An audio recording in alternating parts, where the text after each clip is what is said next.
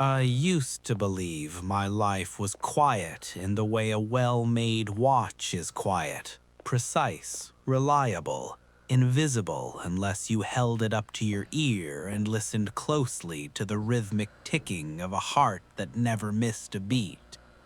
29 years old, married for 4. I was a senior analyst at a firm that sold numbers to men who thought data was the same thing as power. I woke up at 6:30 every single morning, ran exactly 3 miles on a treadmill that faced a blank beige wall, and drank coffee that tasted like burnt paper and failed ambitions. I kissed my wife on the cheek, felt the familiar softness of her skin, and drove to work along streets I could have navigated blindfolded. There was nothing dramatic about me, no scars worth mentioning, no addictions beyond the comfort of routine. I was the kind of man people described with phrases like solid and dependable, the kind of man neighbors trusted with their spare keys and coworkers trusted with their passwords. I wore dark suits because they didn't show wrinkles and didn't demand attention. I believed, really believed, that if you did things right, if you followed the rules and kept your head down, life would reward you with a kind of quiet, sustained mercy. That belief died in a restaurant that smelled like charred fat, expensive oak, and the cold scent of money. It was one of those places where the lighting is engineered by professionals to make everyone look a little more interesting and successful than they really are. Low amber bulbs, dark wood, tables spaced just far enough apart that you could pretend you had privacy while still being seen by the right people. I hadn't planned to be there. My meeting ran late. My fridge at home was an empty void, and I've learned that loneliness is slightly easier to digest when it comes on a porcelain plate with a sprig of garnish. The maitre d' recognized me. He smiled with his eyes, a practiced, professional warmth, and led me past tables where deals were being shaped like whispered confessions. And then I saw them. At first, my mind refused to assemble the picture correctly. It was like looking at a photograph where the colors were bleeding into the wrong shapes. My wife's profile, the elegant curve of her jaw, the small scar near her ear from a childhood fall, tilted toward a man whose silhouette I knew as well as my own reflection in a darkened monitor. My boss. A billionaire who built his empire not through invention, but through leverage. He was a man who understood how to bend systems until they screamed quietly. He sat in a corner booth, the leather creasing under his expensive frame, his platinum watch catching the amber light every time he moved his hand. They were close, too close for a business dinner. Her hand rested on the table, fingers relaxed and open. She was wearing the black dress she usually saved for our anniversaries, the one that made her look like a woman with secrets she hadn't told me yet. I stopped walking. The sound in the room changed. Or maybe it was just my perception, narrowing like a camera lens, tightening its focus until the world around the edges blurred into nothing. The clink of glasses grew sharper, like breaking ice. Forks scraping porcelain sounded like knives being sharpened for a hunt. And then she laughed. It wasn't the polite, measured laugh she gave strangers. It was the one she used with me on Sunday mornings when I said something stupid and earnest and she leaned into my shoulder. A real, uncontrolled laugh. Her head tipped back slightly, exposing the pale line of her throat. At a joke I didn't tell. At a moment I wasn't part of. Something in my chest collapsed inward. It wasn't a sudden explosion of pain. It was an absence. like a room being emptied of its furniture while you're still standing in the center of it. I sat at a small table near the bar, angled just enough that I could see them in the large mirror behind the shelves of liquor. My hands were steady as I opened the menu. Across the room, my boss smiled the way he smiled in boardrooms, confident, predatory, a man who had never been told no in a way that mattered. The synchronization between them was what hurt the most. When he reached for his glass, she mirrored the movement a second later. They were a matched set. I ordered a steak I knew I wouldn't touch and a bottle of 98 Margaux, our favorite wine, the bottle we had split when we bought our house. When the waiter returned, I stopped him with a raised finger. "I'd like that sent to the table in the corner," I whispered, anonymously. "Tell them it's from a friend." I watched through the mirror. The waiter approached. My boss looked up confused, then smugly pleased. But then he followed the waiter's gesture to the empty seat across the room. My wife turned next. The color drained from her face so fast it was almost beautiful in its terror. Her eyes scanned the room, wide and frantic, searching for a ghost, searching for me. They didn't see me. The wine sat between them like a cold confession. I left a stack of bills on the table and stood up. As I passed their booth, I slowed down just enough to let my shadow stretch across their white tablecloth. Neither of them looked up. They were paralyzed. The drive home was a blur of red and green lights. By the time I pulled into our driveway, the mask had slid back into place. She was already home, standing at the stove, humming a tune that sounded like a lie. "How was your day, honey?" she asked, her smile appearing a fraction of a second too late to be real. I kissed her cheek. Up close, I could smell it. His cologne, woody, expensive, and lingering. "Long," I said, looking her straight in the eyes. "Yours?" "Busy," she replied, stirring a pan of nothing. Inside, the ice in my chest had finally frozen solid. The game hadn't even begun. Grief is a loud, messy thing that demands to be heard. But revenge is a silent architecture. It works in the dark, between the heartbeats of a normal life. It doesn't want to scream, it wants to erode. In the weeks that followed, I became a student of her fear. I watched her at the breakfast table, noting the way her hand trembled as she reached for the sugar. At the office, I watched my boss. He was different now, agitated, constantly checking his reflection, his confidence replaced by a twitching paranoia. He knew someone had seen him. He just didn't know who. I started with the digital ghosts. I created encrypted email accounts that vanished after sending a single message. No text, no threats, just timestamps. Tuesday, 14:37. Friday, 21:12. The exact moments they had been together. I sent them while she sat next to me on the couch, watching some mindless reality show. I'd watch her phone light up, watch her face turn ashen, and then I'd calmly ask, "Everything okay, dear?"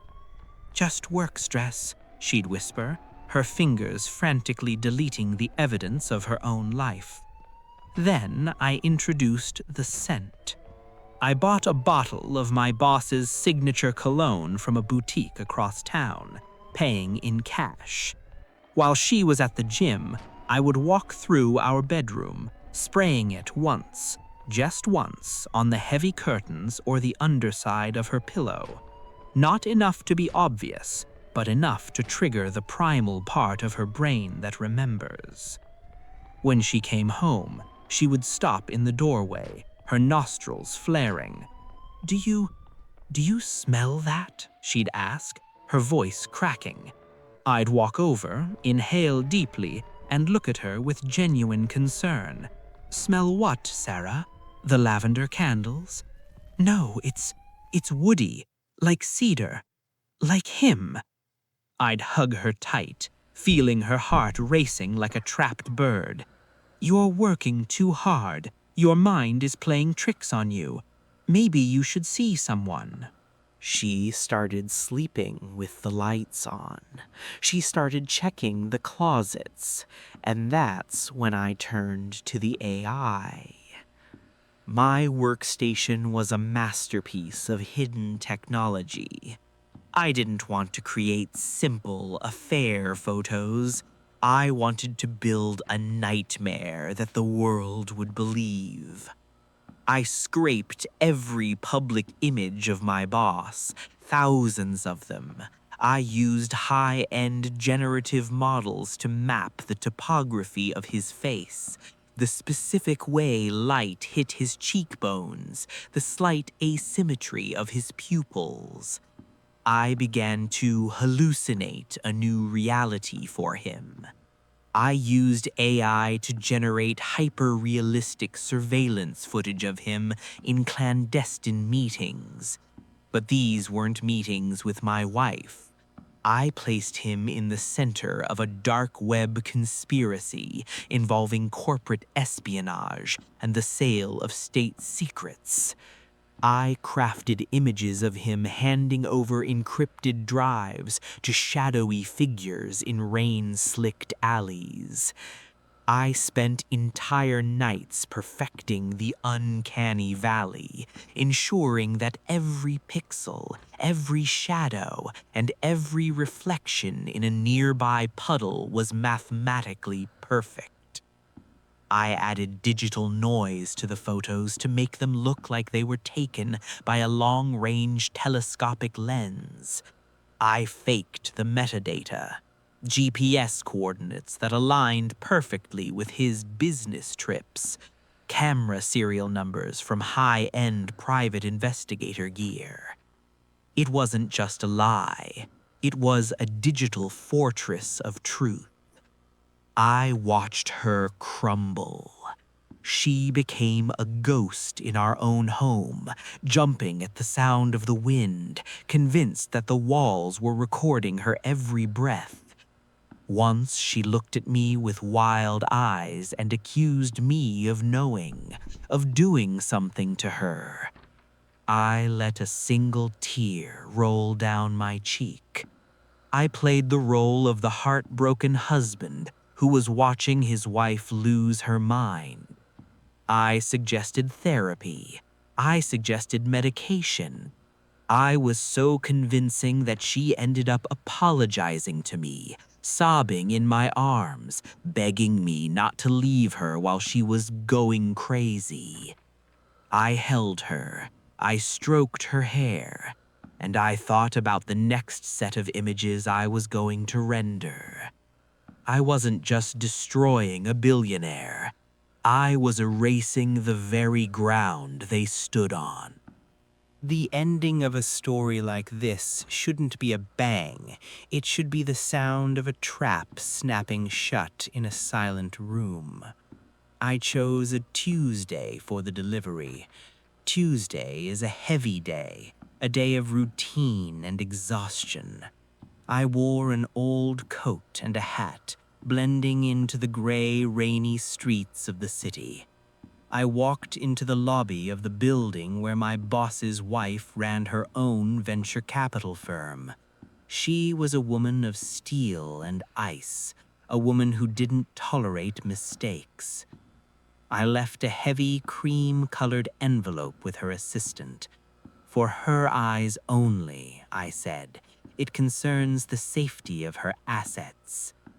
Inside were the AI-generated masterpieces, the proof that her husband wasn't just cheating on her, but that he was funneling their shared fortune into illegal dark web operations that would eventually lead the FBI to their doorstep.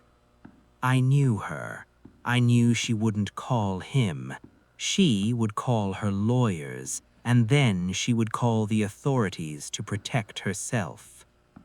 I went to the corporate office that evening. I knew they were there, in his private suite, thinking they were safe in their glass tower. I didn't need to be in the room to know what happened next. At 21:43, the anonymous tips I had been feeding to the local news and the federal authorities finally reached critical mass. I stood across the street, huddled under the scaffolding of a construction site. The rain was cold, but I didn't feel it. Suddenly, the night was filled with the rhythmic pulsing of blue and red lights. Police cruisers, unmarked black SUVs, and news vans swarmed the building. I saw his wife arrive in her silver sedan, looking like a vengeful goddess. She marched past the security guards, the envelope clutched in her hand. Through the massive glass windows of the penthouse, I saw the confrontation. It was like a silent movie. I saw his wife throwing the photos onto his desk. I saw my boss's face go from confusion to a sickening, pale realization. He didn't see a frame-up. He saw a conspiracy. Because he was a man who betrayed everyone, he assumed he was the one being betrayed. He looked at my wife, his mistress, and his eyes filled with a murderous rage. He was convinced she was the one who had set him up. He thought she had been a plant, a spy sent to record his life and sell it to the highest bidder. He lunged at her. He didn't see the police entering the room. He only saw the woman he thought had ruined him. He grabbed her by the throat, pinning her against the glass. The cameras from the news helicopters caught it all. The billionaire traitor attacking a defenseless woman. The police moved in. It was over in seconds. They tackled him to the floor, the zip ties clicking into place with a finality that made me smile. I watched as they led him out through the lobby, his face a mask of broken pride. He wasn't a god anymore.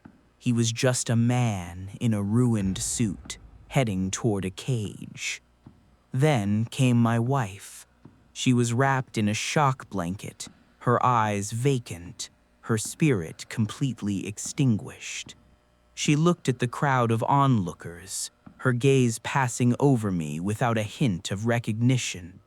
I was just another face in the rain. I walked home. The house was finally quiet.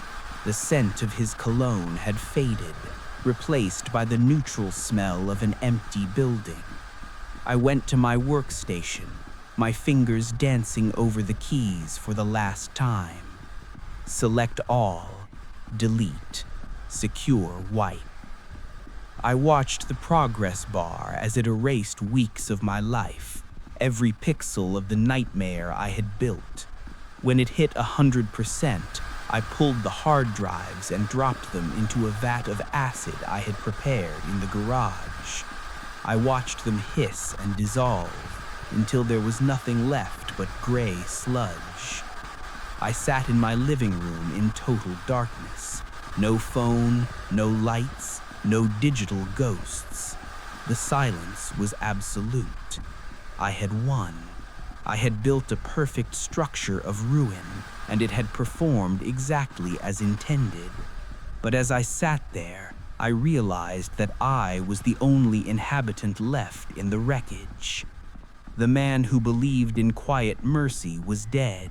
The architect was all that remained, and the architect had no more work to do.